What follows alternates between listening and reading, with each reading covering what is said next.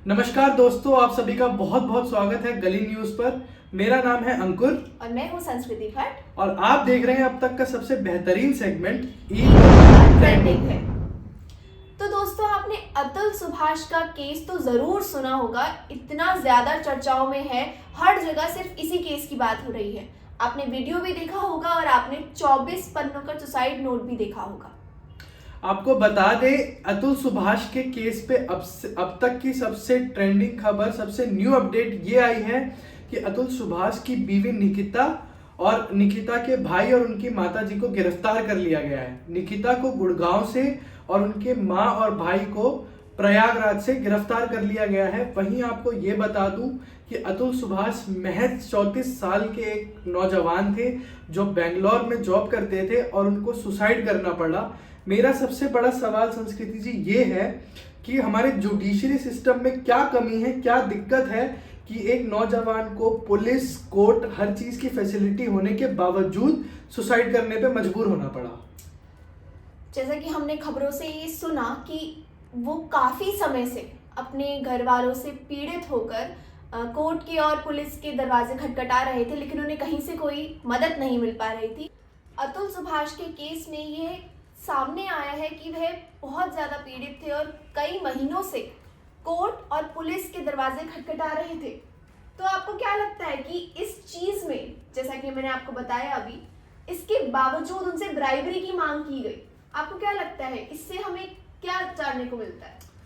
मैं हमारी ऑडियंस को सबसे पहले बता दूं, अतुल सुभाष केस के बारे में अगर उनको ना पता हो, वो जौनपुर के रहने वाले, बेंगलोर में जॉब करते थे। उन्होंने बीटेक करी हुई थी और उनकी एक बीवी थी जिनका नाम था निकिता। वो कपल सेपरेट हो गया जबकि उनका 4 साल का एक छोटा सा बच्चा भी था।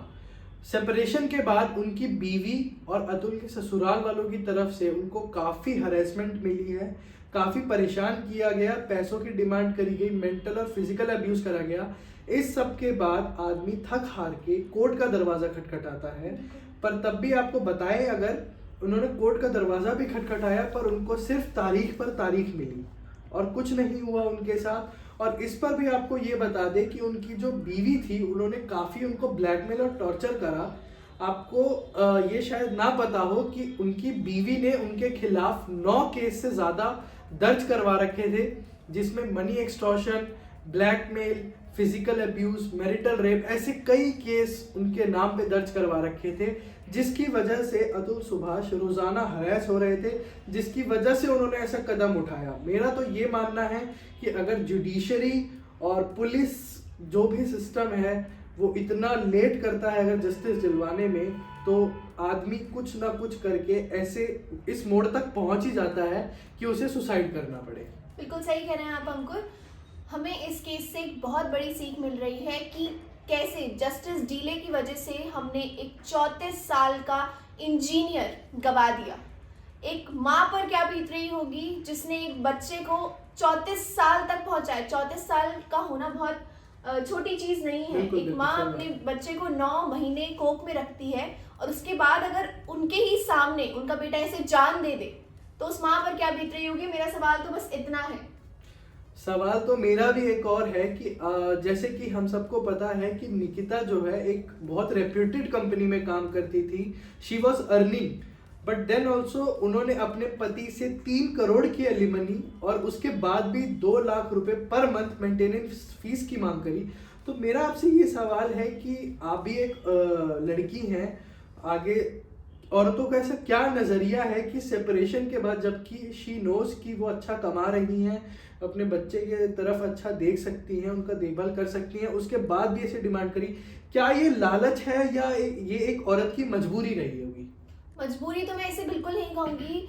और मैं आपको ये भी बता दूं कि हर साल करीबन 1.5 लाख के करीब ऐसे केसेस आते हैं जिसमें फेक केसेस करे जाते हैं वाइफ के द्वारा हस्बैंड पर। ठीक है, आज के टाइम में हम वुमेन सेफ्टी की बहुत बात करते हैं, जो कि होनी भी चाहिए, लेकिन वहीं मेन सेफ्टी कहाँ गई? अगर एक औरत झूठे इल्ज़ाम लगा के अपने ही पति को ऐसे फंसाए और वो पति ऐसा मतलब मोड़ पे पहुंच जाए, तो आप क्या कहेंगे इसको? ये बहुत गलत है और ये कोई मजबूरी नहीं रही होगी मेरे मानने से। और लोगों का भी यही कहना है कि if the woman is independent, then she doesn't need anyone else money.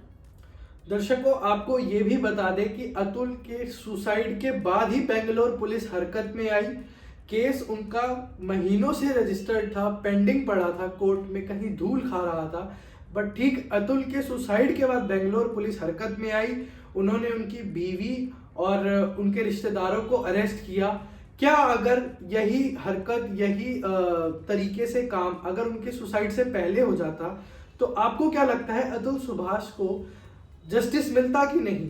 कैसी ऐसी परिस्थितियां बनाई होंगी? अतुल सुभाष ने अपनी एक सुसाइड वीडियो में जो बनाई थी, उन्होंने उसमें ये भी बोला कि उनसे उनकी बीवी मल मूत्र तक चटवाने के लिए बोलती थी।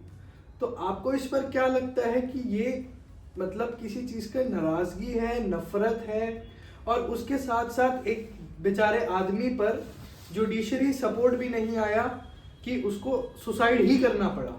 देखिए, जो आपने मुझे भी बात बताई मल मूत्र वाली, उस पर मैं यही कहना चाहूँगी कि इसमें औरत और आदमी का कुछ नहीं है। ये एक इंसानियत की बात आ जाती है कि आप एक इंसान होकर दूसरे इंसान से ऐसे कैसे करवा सकते हैं और कैसे एक्सपेक्ट कर सकते हैं। क्या यही हमारे अंदर अब इंसानियत रह गई है कि हम एक इंसान को इतना ज़्यादा परेशान कर दें कि वो अपनी ज़िंदगी ख़त्म कर दे?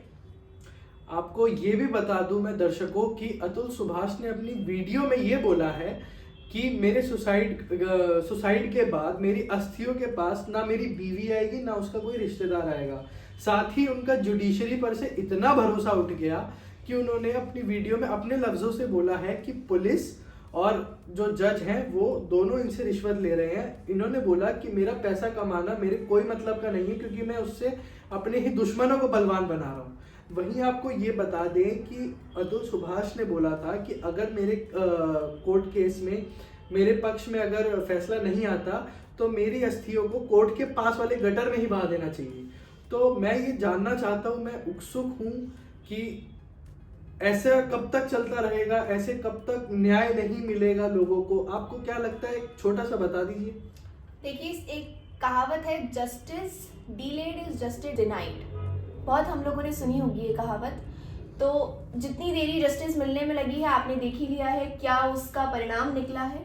तो मैं यही अब अपने दर्शकों से कहूँगी कि आपका क्या कहना है इस पर, हमें कमेंट्स में ज़रूर बताएं। मैं हूँ आपके साथ संस्कृति भट्ट और मैं हूँ अंकुर। आप देख रहे हैं गली न्यूज़।